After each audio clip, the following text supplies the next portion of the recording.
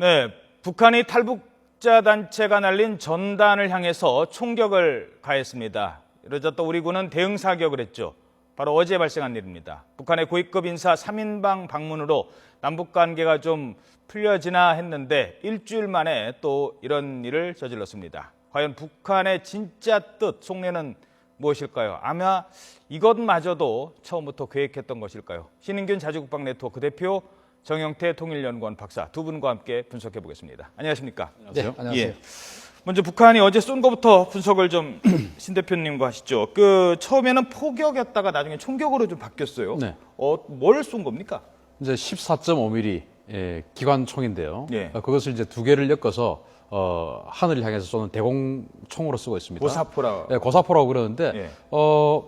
일단 한 20mm 이하는 기본적으로 총이라고 그럽니다. 예. 구경이 그렇죠. 이제 2cm 2cm죠. 이하. 예. 지름 2cm 총탄 이하는 총이라고 그러고 예. 그 2cm가 넘으면 주로 포라고 그래요. 포라고 하죠. 그리고 예. 이제 이를테면 우리 20mm 발칸포가 있습니다. 예. 발칸포라고 그러잖아요. 발칸총이라고 예. 안 하죠. 그렇죠. 그래서 또 그 발칸포하고 비슷하게 생겼는데 예. 미국 헬기에 달려 있는 미니건이라고 있어요. 예. 그게 7.62mm 총을 이렇게 엮어서 만든 겁니다. 예. 그 7.62mm밖에 안 되니까 총이라고 그러죠. 미니건이라고 그러지 않습니까? 그래서 20mm를 기준으로 이것은 14.5mm이기 때문에 예. 더 작죠. 고사총이라고 그래서 하는군요. 고사총이라고 하는 것입니다. 총이라는 표현은 일단 맞고요. 그러니까 그래서- 처음에는 포를 쐈다고 했지만 총을 쏜 건 맞네요. 총을 쏜 처음에는 이제 대공포를 쐈다 예. 뭐 이렇게 이야기를 했는데 대공포가 아니고 대공용 기관총이죠. 예. 네, 그걸 쏘았고 북한 인민군 5사단입니다. 저 지역이. 예. 5사단에는 방공 부대들이 많이 있잖아요. 예. 57mm 대공포, 37mm 대공포, 그리고 저 14.5mm 고사총 이렇게 세 가지의 방공 무기가 있는데 북한이 그 중에서 가장 위력이 약한 그런 고사총을 꺼내서 공격을 한 것이고 그것은 이제 기본적으로 혹시 이렇게 낙탄이 됐을 때 피해를 최소화해서 어떤 확전 가능성을 줄이려는 그런 의도가 있었지 않나 생각을 합니다. 예. 나중에 우리 지피를 향해서 향해 쏜 건 기관 총탄이라고 하는데 그거랑은 또 다른 거죠? 그렇죠. 이제 그때는 또 확전을 또 방지하기 위해서 북한도 좀 머리를 썼겠죠. 그래서 그때는 이제 AK 소총 7.62mm AK 소총을 쏘았고 그 AK 소총 이제 군인들 소리 들어보면 알지 않습니까? 예. 이건 소총이다. 이거는 또 이제 큰 중화기다. 예. 뭐 포다 다 아니까 이건 소총이다. 그래서 우리도 K2 소총으로 응사를 했죠. 예. 자, 정 박사님, 북한이 우리가 전단지 날린다고 뭘 쏴댄 게 그 전에 있었나요? 처음 아닌가요? 이건 처음이죠. 예. 사실은 우리가 상상하기도 좀 어려운 그런 행위를 했다고 볼 수가 있습니다. 예. 이게 보통 경쟁 이런 지역에 있다, 충돌 지역에 있으면은 이 정도로 저쪽에서 이제 했다면 이건 바로 또 전쟁으로 또 비화될 수 있는 충분한 소지를 갖고 있는 거예요. 예. 그럼에도 불구하고 북한이 상당한 부분 이번에 그런 확전이라든가 이런 것을 노리는 것이 아니라 예. 어디까지나 이 전단지와 관련된 이런 것을 이제 억제하기 위해서 자기들이 그 군사적 위협을 가했다. 이런 정도로 봐야 되겠죠. 예. 두 분께 같은 질문을 하나 드리겠습니다. 자, 아까 5사단, 북한의 5사단이라고 했는데요. 5사단 사단장이 저거 뭐죠? 저 전단지네요. 쏠까요? 쏩시다. 이러진 않았을 것 같아요. 뭔가 처음부터 날아온다는 걸 알고 올라오면 우리는 쏘겠다. 다 계획했던 것인지 아니면은 제가 처음 말씀드린 대로 그냥 우발적으로 쏜 거지. 어떻게 보십니까? 우발적으로 북한이 2000년대 들어와서 처음으로 남한 영토를 향해서 이건 또 물론 DMZ 내에서는 예. 1970, 80년대 막 서로 간에 교전이 있었다고 그래요. 예. 그러나 그 이전에도 남한 영토를 향해서 총을 쏜 적은 없습니다. 그것을 오사단장이 별 두 개가 스스로 결정할 수 있다. 저 그래가지고 예를 들어 김정은이 너 왜 그랬어? 그렇죠. 지금 3명 보내가지고 지금 남북 관계 잘 되고 있는데 너 제정신 있는 거야? 해가지고 아오지 탄광 갈 수 있지 않습니까? 예. 여독 수용소 갈 수 있어요. 예. 절대 못한다. 아. 그것은 우리 군도 사실은 마찬가지라고 봅니다. 어떻게 우리 군도 보십니까? 예. 예, 이러한 남북한 관계에 있어서 이런 자그마한 행위조차도 이것은 군 당국 자체에서 인위적으로 하기는 어렵습니다. 이게 바로 어디까지나 북한의 모든 군사적인 움직임이라든가 소위 이제 이동이죠. 아니면 모든 결정 자체는 당 차원에서 사실 이루어진다고 볼 수가 있습니다. 그렇다면은 이런 총격을 가한 것 자체도 예. 이건 어떤 의미에서 정치적 의미를 담은 거라고 봐야 되겠죠. 일단 이쪽에서 소위 김정은에 대한 존엄을 해치는 이런 전단 사항이니까 여기에 대해서 그럼 어떻게 대응하겠는가 했을 때 우리가 당국에다가 남한 당국에다가 여러 가지 우리가 요구도 해봤고 또 해봤는데 사실 이거를 강행을 한다. 예. 도저히 이게 중단이 안 된다는 거. 그러면은 결정하기를 군사적으로라도 우리가 위협을 하자. 예. 그것이 바로 이것이 이번에 나타나는 의도적인 행동이다. 의도적인 것이 아닌가 이래 보죠. 자, 그렇다면 좋습니다. 이제 말씀 중에 아까 제가 끊었던 게 죄송한데 바로 제가 그 점을 여쭤보려고 하는 겁니다. 북한은 의도적이었다면, 자, 우리 군도, 자, 이게 전단지가 올라가면 요번에는 북한군도 가만히 있지 않을 수도 있다.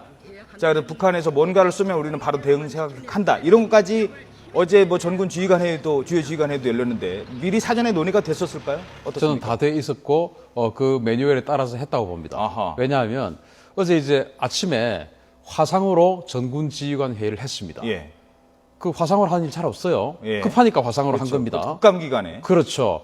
이전에는 지난 그 병영혁신 사고가 터졌을 때는 전군 지휘관들 모아서 전군 지휘관 회의를 했고 그때는 사실 대통령도 참석을 했죠. 전군 지휘관 회의를 그런 식으로 주로 하는데 이때는 화상으로 했습니다. 급하니까 한 겁니다. 예. 그러면은 왜 그렇게 급해서 했을까요? 17사단장이 그 전날 사고를 쳐서 그럴까요? 아닙니다.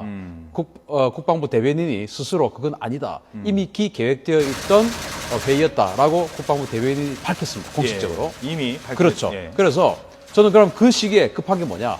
바로 오늘 대북전단 살포를 하는데 북한이 오늘은 진짜 쏠 거라는 정보 분석과 판단이 다 되어 있었다고 봅니다. 아하. 그러면은 어디서 쏠 것이냐?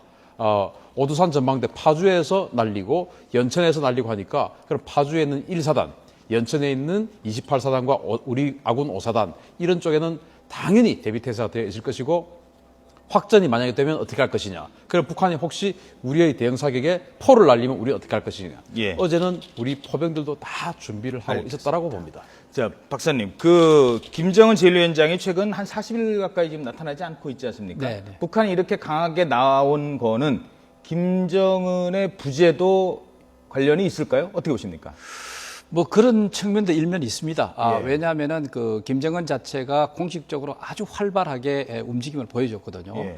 그런 가운데서 거의 뭐 그 한 달 이상 이게 보여주고 있지 않다. 예. 이래 됐을 때는 여기에 대한 여러 가지 소문이 나쁘게 나타날 가능성이 사실 있어요. 예. 자, 그렇다면은 내부적으로 이러한 것을 좀 잠재우기 위해서라도 좀 남북한에 주로 이건 많이 사용하죠. 군사적 수단자를. 남북의 긴장 조성이라든가 예. 이렇게 함으로써 관심을 이쪽으로 돌린다. 예. 이런 측면이 있는데 저는 오히려 그것보다는 이번에는 이러한 총격을 가한 것은 지난번에 이미 그 7일 날이죠. 예. 서해안에 예. NLL을 인위적으로 넘어왔었죠. 함정이 넘어와서 그건 또 사실은 총격 사건을 유발한 거예요. 그렇죠. 자, 그거 하나 있고 그다음에 이번에 이 그 소위 그 전단지와 관련돼 가지고 이것은 김정은의 어떤 소위 존엄을 해치는 것이라고 굉장히 심각하게 받아들이고 있는 예. 거죠.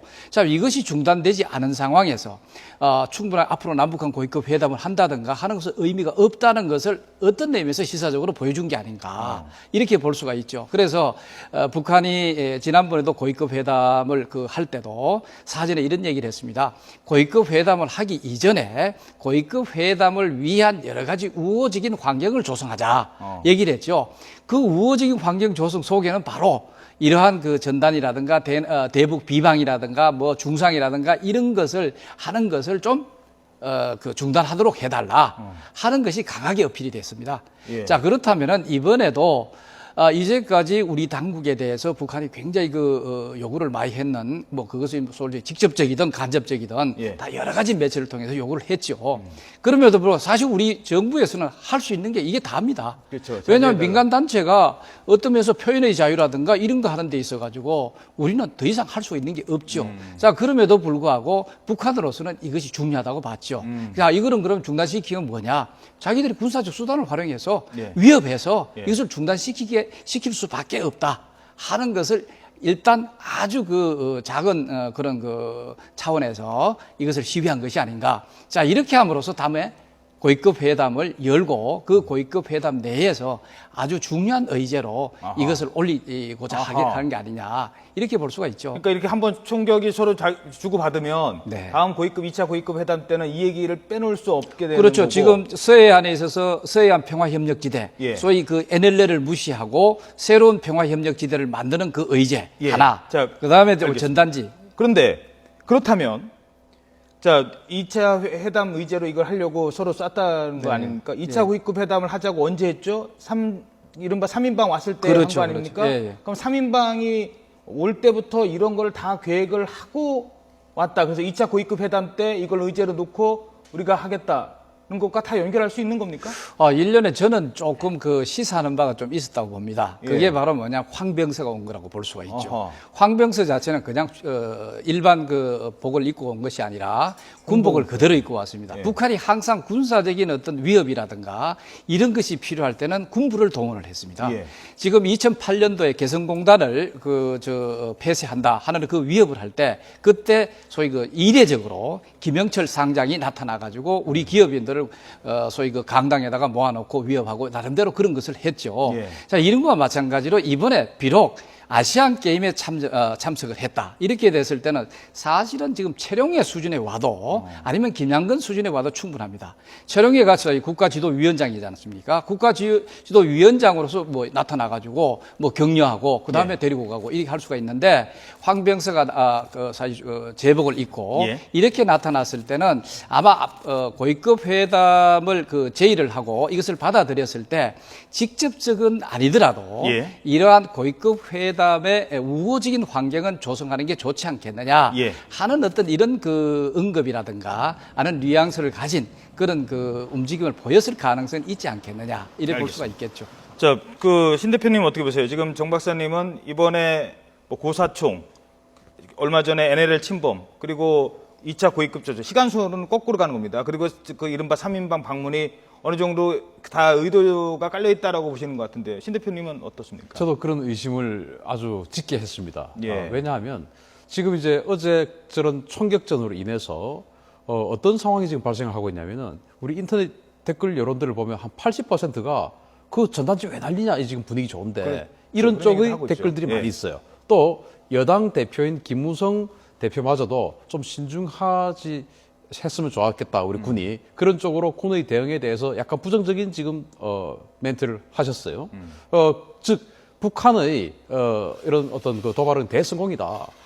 전단지를 날리는 것을 막아내야 하는 절체절명의 순간입니다. 지금이. 왜냐하면 지금 위원총회에서 김정은을 그 국제사법재판소로 제소를 하려는 지금 초안을 작성했지 않습니까? 예. 그것을 회람을 돌리고 있어요. 예. 그런데 뭐 물론 그 북한이 국제사법재판소 회원국이 아니기 때문에 김정은이 직접 체포되거나 재판에 출석하거나 이럴 가능성은 없지요. 그러나 국제적인 기구인 사법재판소에 김정은이 고발을 당했다는 것만으로도 예. 만약에 그것이 북한 주민들에게 알려지면 북한 주민들은 김정은은 그들을 위해서 정말 어버이 이상으로 정말 친부모처럼 보살펴주는 어버이라고 생각하는 그 김정은이 인권 때문에 사법재판소에 고발이 됐어? 라는 게 나중에는 알려집니다. 알려지면, 예. 그것이 바로 전단지를 통해서 알려집니다. 알려진다. 그래서 그 사법재판소 가는 그 인권 문제가 아주 확산되기 직전에 이제는 전단지를 막아야 된다. 예. 그 시나리오를 가지고 황병서를 비롯한 3명이 와서 우리 한국 국민들에게 남북관계 개선에 대한 기대감을 증폭시켜놓고 이렇게 찬물을 끼얹는 그러면 찬물 누가 끼얹었나?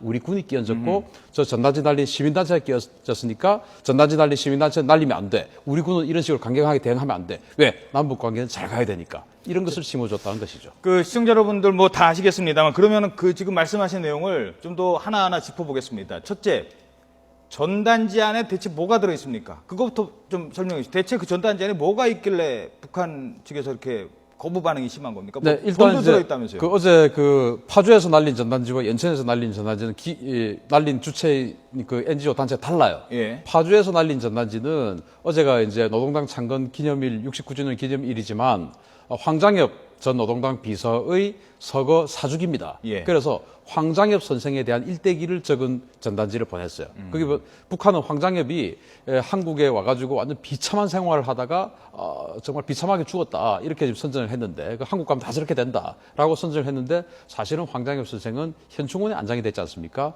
그래서 황장엽 선생이 아주 좋은 대우를 받다가 현충원에 안장이 되는 그 모습을 담은 사진과 그 일대기를 적은 것을 북에 보냈어요. 즉 북한 말이 거짓말이다 이거죠. 뭐 책 같은 거, 그다음에 DVD 예, 같은 거. 그리고 이제 그것을 보게끔 만들려면은 예. 그 이제 북한이 남한에서 오는 전단지에는 에이즈균이 있다. 아, 만지면 맞아요. 에이즈 걸린다. 탄저균이 있다, 뭐 예, 그런 뭐 얘기죠. 이런 식으로 예. 이제 선전을 해놨거든요. 선전했죠. 그러면은 겁나죠. 그거 만지려고 하면. 예. 그런데 만질 수밖에 없게끔 만들어놨어요. 뭘로요? 바로 남한 드라마나 남한 이 걸그룹 이 공연이 들어있는 DVD. 또 1달러짜리 지폐. 어제 1달러짜리 지폐를 한 1000장을 넣었다 그래요. 예. 그리고 또 라이터라든지 예. 라디오. 라디오. 이런 저 비닐봉지를 뜯지 않으면 안 되는 강력한 유혹이 들어있는 것이죠. 초코파이 이런 것들. 그런 것들을 넣어서 같이 보내고 이제 연천에서 날린 전단지는 또 다른 어떤 북한 체제를 이제 사실을 또 고발하는 그런 내용들입니다. 자, 박사님. 그냥 저는 잘 이해가 안 되세요. 요즘 같은 인터넷 시대에, 물론 북한에서 인터넷을 자유롭게 활용하는 거 아닙니다. 요즘 같은 시대에 1달러는 저는 잘 모르겠습니다만 초코파이 들어있다고 막 그 내용을 보고 사람들이 생각이 바뀝니까? 전단지 내용이 정말로 북한 주민들의 생각을 바꿀 만큼 위협적입니까? 그것이 뭐 그 하나 가지고 모든 것을 바꾸는다 이렇게 보면은 뭐 말씀이 맞으신데, 그러나 이게 작은 어떤 그런 정보들이라도 예. 이게 하나가 되고 두 개도 이게 퍼졌을 때 아하. 이게 문제가 된다는 거죠. 그래서 예. 가장 또 중요한 게 이런 게 있습니다. 여러 가지 이제 북한 체제를 알리는 그 비판적인 어떤 그런 것도 있고요. 그 중에서 주로 이제 김정은에 대한 직접적인 그 여러 가지 뭐 사실이랄까 예. 이런 것을 좀 부정적으로 표현하는 내용들이 사실 있습니다. 이건 바로 북한 입장에서, 당국 입장에서 뭐냐, 존엄을 건드리는 거예요. 그러니까 사실은 우리 그 일반 국가에서도 뭐 대통령이라든가 이런 걸 좀 시쳇말로 뭐 비난한다든가 이렇게 했을 때도 굉장히 그 관계 당국에 있어서 가만히 있었을 때 그것도 문제가 되지 않습니까? 그렇죠. 오히려 북한과 같이 유일신과 같은 소위 지도자로서 존재하고 있는 이런 나라에 이 소위 그 지도자에 대한 비방이라든가 이런 것이 담겨 있는 이러한 것을 그대로 놔두고 있다면은 이건 말이 안 돼요. 그게 더 이상할 수 두 가지입니다. 한 가지는 이것을 적극적으로 막아야 되겠다는 그런 게 하나 있고, 예. 그 다음에 충성 경쟁이라고 볼 수도 있습니다. 예. 이것을 이제 최고 지도자를 위해서 뭔가 자기가 일을 했다 하는 것을 보여주기 위해서라도 여기에 대해서 보다 더 그 강경한 어떤 입장을 혹은 행동을 할 필요가 있다. 바로 이것이 지금까지 나타난 그 사태의 내용이 아닌가 이렇게 볼 수가 있습니다. 알겠습니다. 자, 그렇다면 이 전단지의 핵심 인물 김정은 얘기를 지금부터 뭐 짧게 얘기를 하겠습니다. 지금 김정은이 계속 공식성상에 나타나지 않으면서 온갖 추측성 얘기들이 난무를 하고 있습니다. SNS에서 그거 다 보셨죠? 뭐 조명록이 뭐 쿠데타를 일으켰다. 이미 죽은 사람을. 그런가 하면은 지금 뭐 종편 방송에서도 김정은 뇌사설까지 나오고 있습니다. 뇌사설. 확인되지 않은 보도가 계속 나오고 있습니다만 어찌됐든 자, 이런 상황에서 지금 북한의 김정은 어느 정도 상황인지 먼저 말씀해 주시겠습니까? 어떻게 보십니까? 김정은의 건강. 자, 김정은이 뭐 건강은 지금 김정은만 아는 거예요. 그렇죠. 자, 그러면은 지금 북한의 여러 가지 어떤 그 행태를 보면, 자, 어제 이제 노동당 창건 기념일 해가지고 북한 천역에서 김일성, 김정일 동상을 참배하는 그런 영상들이 계속 나오고 있습니다. 전역에서. 그리고 이제 우리 한국에 왔던 그런 핵심 3인방을 비롯해서 김영남 이런 사람들까지 다 해가지고 김정일과 김일성의 업적을 기른 기념관까지 가서 참배하고 기념관을 둘러보는 거 다 나와서 그게 뭐냐? 바로 김일성 일가에 대한 충성심을 계속 보여주는 겁니다. 만약에 근데 김정은이 죽었어요. 예. 내사를 당하고 예. 정말 그 말대로 정권이 뒤집어졌다면 예.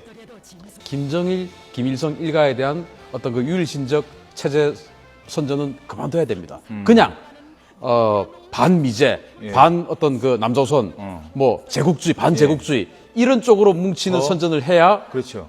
되는 것이지 계속 김일성 일가에 대한 충성심을 일으키는 그런 보도를 해서는 안 되죠. 그래서 누군지는 그런 묻지도 보도 예. 상황을 봤을 때는 김정은은 건재하다라는 건재하다. 것을 알 수가 있고 예. 또 군사적으로 봤을 때 김정은이 이제 만약에 사망을 했다거나 정권이 바뀌면 굉장히 이거는 뭐 이제 권력의 암투가 생기는 상황이지 않겠습니까? 예. 누가 봐도 그러면은 부대가 이동을 한다든지 통신이 급증한다든지 뭐 여러 가지 징후가 보여야 되는 징후가 보여야 되는데 전혀 그런 게 없고 예. 지금 우리 군이 평온합니다.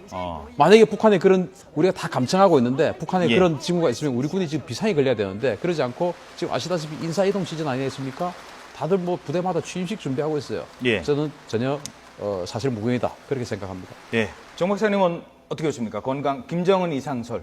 그 이상설 자체는 뭐 김정은 스스로가 자초하고 있다. 뭐 일단 이런 정도로 판단을 할 수 있고요. 예. 그러나 이제까지 그 북한이 이 매체를 통해서 김정은의 그 여러 가지 그 움직임 여기에서 우리가 뭔가 실마리를 좀 찾아볼 수 있지 않느냐 하는 생각입니다. 자, 이제까지 김정은이가 그 달이라든가 이 예. 절면서 나타나면서 뭔가 이 현지 지도하는 모습을 집중적으로 보도를 했습니다. 예. 이게 옛날 같으면 이거는 뭐 상상도 할 수 없는 거예요.